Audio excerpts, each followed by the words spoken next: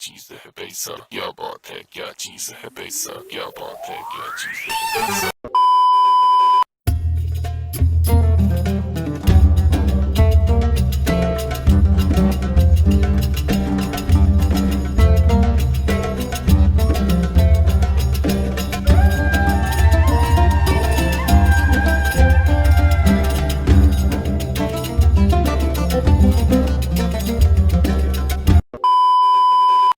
50% से ज़्यादा जो हमारे व्यूअर्स है भाई, उसमें से आप लोगों ने सब्सक्राइब नहीं किया है। हर वीडियो में रिमाइंडर देता हूँ, इस बार शुरुआत में डाल रहा हूँ कि अगर आप यहाँ पे नए हैं तो 4000 मैजिक नंबर से काफ़ी पास है हम लोग। तो अगर आप सब्सक्राइब करेंगे हम थोड़ा जल्दी पहुँच जाएंगे वहाँ पे। तो अगर आपको भाई वीडियो अच्छा लग रहा है, आप यहाँ पे नए हैं, तो please hit like on this video. 100 का टारगेट लेके चलते हैं and don't forget to subscribe और बेल आइकन भी दबा दीजिएगा भाई, वो पहली बार बोल रहा हूँ, इज्जत रखिएगा। शुरू करते हैं। जब न्यूकासल का टेक ओवर हुआ तो हमने ऐसी रिपोर्ट्स एक्सपेक्ट की थी कि रोनाल्डो, टोनी क्रूज और ये प्लेयर, वो प्लेयर, फलाने प्लेयर आएंगे और ऐसा ही हो रहा है। लेकिन साइनिंग्स में आने से पहले थोड़ी सी मैनेजर की बात कर लेते हैं, क्योंकि उन्होंने ना मैनेजर भी अपॉइंट कर लिया है। तो एडी हाउ उनका मैनेजर है, जो प्रीमियर लीग भाई लोग हमारे देखते होंगे, वो जानते होंगे कि पहले बॉर्नमथ में देखा होगा उन्होंने, and I think he did a good job there. लेकिन इस समय जो न्यूकासल की सिचुएशन है ना, उसको देखो, अगर आप 11 matches in, they are yet to win a match. Norwich भी मैच जीत चुकी है। अब Newcastle is the only team remaining in the premiere League जिसमें तक मैच नहीं जीता है। 5 ड्रॉ है उनके, 6 लॉसेस हैं, 12 गोल मारे हैं, 24 खाए हैं भाई। तो हर जगह एरिया ऑफ कंसर्न निकल के आ रही है न्यूकासल के लिए। ऑल्दो उनके पास बजट की कमी नहीं है, बिल्कुल बजट की कमी नहीं है, लेकिन जो मैनेजरियल अपॉइंटमेंट अभी किया है, मुझे नहीं लगता है he is the right man. इस सीजन का मेन ऑब्जेक्टिव ये होना चाहिए कि they should stay in the premiere League, उसके बाद बिल्ड करें। अब यहाँ कहीं रेलीगेट होगी, which is a real concern for Newcastle right now भाई।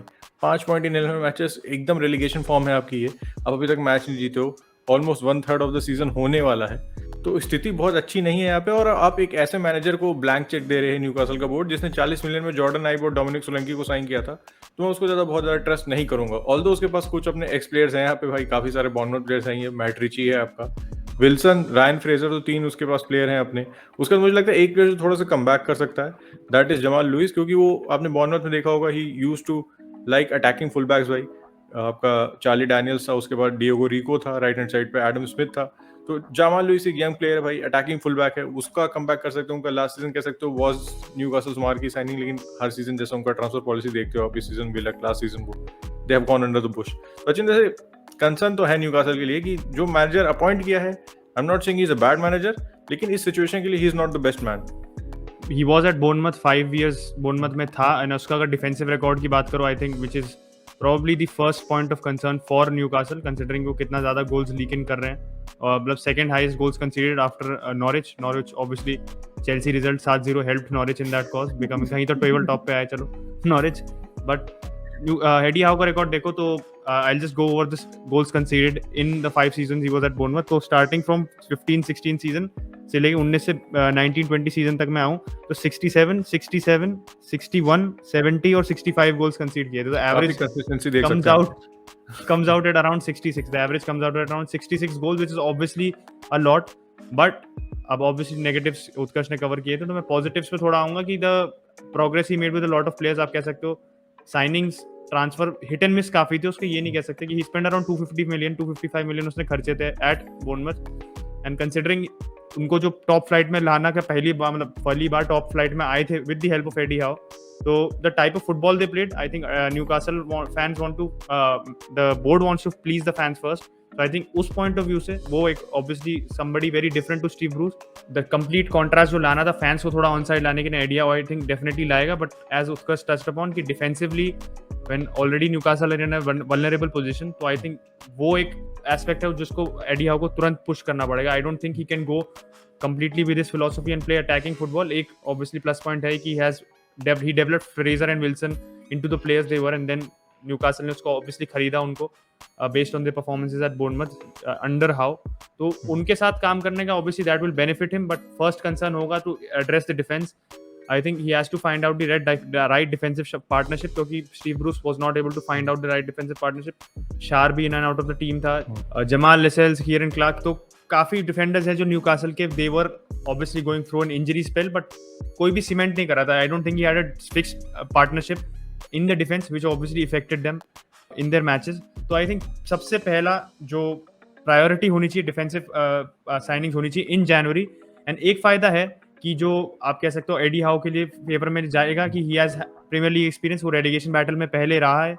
Obviously in the last season he didn't work out for him and he went, but I think जो main signings वो कर सकते हैं डिफेंसिवली, लॉन्गले से लिंक हो रहे हैं, they are being linked to Tarkowski, Tarkowski I think Longley भी रिस्की साइनिंग होगा considering he is not been in the league before, plus coming in mid season, and Longley ka form obviously has been patchy at Barcelona, so that is also major source of concern. So they could go for somebody from like a Tarkowski. I think Burnley से वो आएगा, वो बहुत बड़ी बात है. Sean Dyche is very आप कह सकते हो One eternity later. शॉन डाइच की ये बात है कि वो ज्यादा प्लेयर साइन नहीं करता पर ज्यादा बेचता भी नहीं है. बर्नली का आप ये कह सकते हो साइनिंग क्वालिटी है, तो वो टार्कोव्स्की जो उसका मेन मैन है अलोंगसाइड बेन मी, उसको बेचे वो मुश्किल है. But players like loan players ले सकते हो आप. नैट फिलिप्स जैसे लिवरपूल में है, उसके पास थोड़ा बहुत प्रीमियर लीग एक्सपीरियंस है, एंड ये है कि अभी sitting idle at Liverpool, is not getting any game time. I think Liverpool भी will be eager to let him go on loan, and Newcastle कोई राइवल भी नहीं है लिवरपूल का कि जो वो हिचकिचाएंगे उसे बेचने में. नैट फिलिप्स एक यंग सेंटर बैक है, यंग सेंटर बैक के साथ आप कह सकते हो अच्छा रिकॉर्ड रहा है एडी हाउ का, कंसीडरिंग नेथन एकी को उसने डेवलप किया था sufficiently well in the premiere League, ball playing centre back अच्छा बनाया था. स्टीव कुक और साइमन फ्रांसिस भी उसकी डिपेंडेबल सेंटर बैक पेयरिंग थी. टायरन मिंग्स भी था, if you guys forgot, Tyrone Mings भी था बोर्नमथ में, बट उसको काफी लेंथी इंजरी मिल गई थी, उसके बाद वो चला गया. तो आप कह सकते हो कि he had a good eye for a centre back and he did develop them sufficiently well. तो defensively I would trust Eddie Howe to shore up Newcastle. वैसे अचिन ने तो काफी सेंसिबल साइनिंग्स की बात कर ली, थोड़ी आउटलैंडिश साइनिंग की बात कर लें जिस वजह से न्यूकासल इतनी न्यूज़ में रहती है. They have been linked with ter Stegen, 55 million का मूव. मुझे लगता है कि मीडिया रूमर्स है, कुछ ज़्यादा इसके पीछे खबर नहीं है. और क्योंकि अगर आप देखो तो सिचुएशन के हिसाब से देखो, 2025 तक टर का कॉन्ट्रैक्ट है, 3.5 साल है बार्सिलोना के पास. 55 मिलियन ऐसा कोई ओवर द टॉप अमाउंट भी नहीं है कि बार्सिलोना में डेप्थ देके वो बेच दे, और ऐसा भी हमारे पास कोई रेडीमेड बैकअप कीपर है कि नहीं हम इसको साइन कर लेंगे, इसको फ्री में हम साइन कर लेंगे. अब लगता है कि मे बी डोनारुमा को अगर साइन कर लेते फ्री में तो अब टर को बेच सकते. तो if not 55 million still very less. I think if 70-80 तक दे सकती न्यूकासल, दे तो कुछ भी सकती है, पेट्री का 1 बिलियन भी दे सकती है, लेकिन वो थोड़ा फेयर या रीजनेबल प्राइस कह सकते हो उसको. उसके बाद जो आउटलैंडिश रूमर जो जबरदस्त आते हैं भाई, and I can not believe. ऐसे स्पेन के कैटालोनिया का पेपर है एड नेशनल करके, उसने रिपोर्ट किया है कि they want to sign Toni Kroos. क्यों टोनी क्रूज आएगा? क्यों Toni Kroos Real Madrid Champions League छोड़ के आके न्यूकासल के लिए खेलेगा? फीफा थोड़ी चल रहा है बेंच. कुछ भी रिपोर्टिंग होती है भाई, एंड लेजिट मैं नहीं कर रहा हूँ रिपोर्टिंग, ये स्पेन के कैटालोनिया के न्यूज़पेपर कर रहे हैं भाई, जिनका ट्विटर पे अच्छे खासे फॉलोअर हो रखे हैं. उसके बाद एक जो थोड़ी सी मुझे लगता है जो थोड़ा सेंस बनता है, दैट इज आयरन नाम से, उनको मिडफील्डर की जरूरत है. ये बात तो पक्की है, उनका मिडफील्ड भी सेटल नहीं है. ऐसे हेडन, जॉन जो शेल्वी, विलेक, एक्स नंबर ऑफ प्लेयर्स मैं आपको भी गिना सकता हूँ कि मिडफील्ड में जो है, जो विच आर नॉट कह सकते हो बेट सही तरीके से यूटिलाइज नहीं किए जा रहे हैं. मैं आयरन नाम की अगर बात करूँ तो मेरे ख्याल से जुवेंटस का जो उसका मूव था has never really worked out. 400 grand a week, 2023 में कॉन्ट्रैक्ट खत्म भी होने वाला है, तो 1.5 साल बचे हैं, not a very long period as well. आयरन नामजी मुझे एक अचीवेबल टारगेट लगता है. Obviously he will add Premier League experience, he will attacking thrust, he can do that box to box role, he is a great number 8. और उसके numbers देखो Juventus में तो इस सीजन यार 1 appearance in the champions league, 3 appearance in the Serie A, and no goals and no assist to show for the same. तो वाली बात होती है कि मतलब ये एक मूव है जो दोनों पार्टी को सूट करता है, और ये एक ऐसा सेंसिबल मूव मुझे समझ में आया. जितने भी रूमर्स आ रहे हैं उसमें ये होता है कि ये मूव जा सकता है.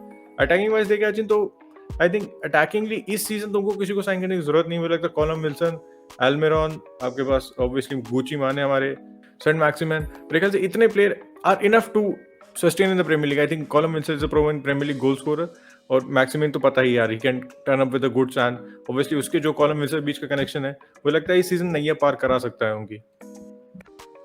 हाँ डेफिनेटली कैलम विल्सन, वही फिर not at the sake of repeating my self, but वही कैलम विल्सन एंड फ्रेजर के साथ खिला है. फ्रेजर भी टीम में नहीं रहा है, आई थिंक फ्रेजर अगर रिबाउंड हो सकता है एडियाओ के अंदर तो that will obviously serve him well, because Fraser का जो आप कह सकते हो सेकंड लास्ट सीजन था before he was when he was being linked to clubs in the top 6 top 8 half of the league, और उसके डबल डिजिट्स में गोल्स एंड असिस्ट भी थे. तो he got that output from Fraser Eddie Howe, तो I would trust him to put Fraser back in the side. Saint Maximin का तो obviously जो बीच में he was the sole performer, क्योंकि कैलम विल्सन इंजर्ड चल रहा था, सेंट मैक्सिमन ही अकेले ड्रैग कर रहा था न्यूकासल विद हिज परफॉर्मेंसेस, मतलब सोलो परफॉर्मेंसेस पुट इन कर रहा था.